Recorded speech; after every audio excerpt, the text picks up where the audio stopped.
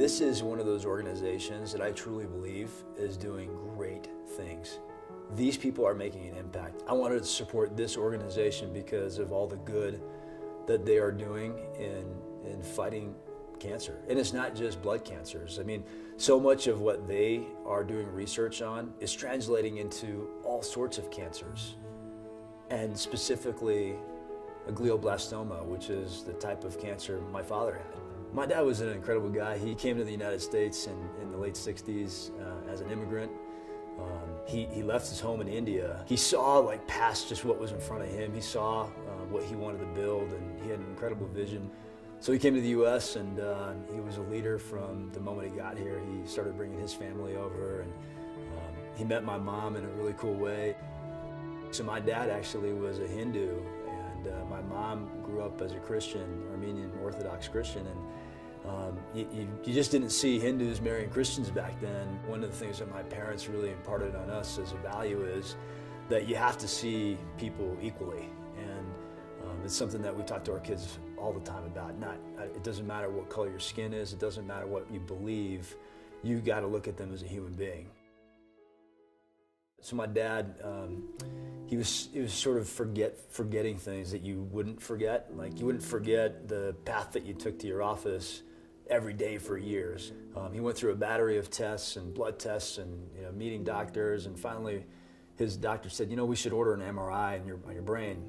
And it was the summer, right? So I was back from school, and my mom said, why don't you come with us to the doctor? So my brother was at home, and I went to the appointment, and the doctor just went through all the things that they had ruled out, and he looked at my dad and he said, look, Nick, you have a brain tumor.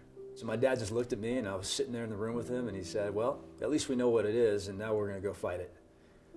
He put his faith in God, and he put his faith in his family.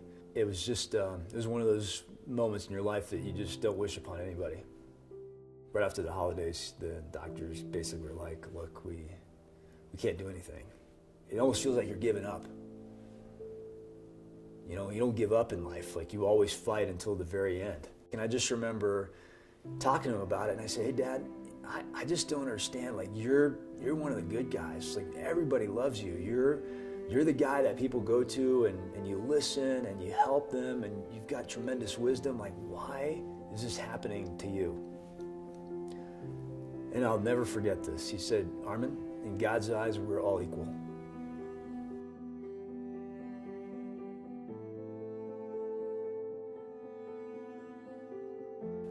Unfortunately, my dad had passed away before he got to see the direction that I went in my life. But what's interesting about his passing is that it really directed me into what I do today. Last year, I was invited to help sponsor one of the candidates for the Man of the Year. I was sitting there at the event and watching this incredible organization and the energy that was in that room, and how we were really rallying around something that all of us really believe will be able to find a cure for. And so I thought, man, the research that they're doing is actually potentially going to help people like my dad. I'm in. I love what I do every day. I love my clients, I love my team, I love building people, I love growing our organization. But this is giving me like a juice and a fire that nobody could have ever described to me. Me learning about the organization and then sharing their mission and sharing the research that they're doing. 34 out of the 39 FDA-approved cancer treatments for blood cancers came from or were partially funded from LLS in the last 2 years. I mean, that's remarkable. Like, I am so confident that the dollars that we're going to raise are going to go fund something today that's potentially going to come out in a way that we can treat cancer in the future. People that would have died will live.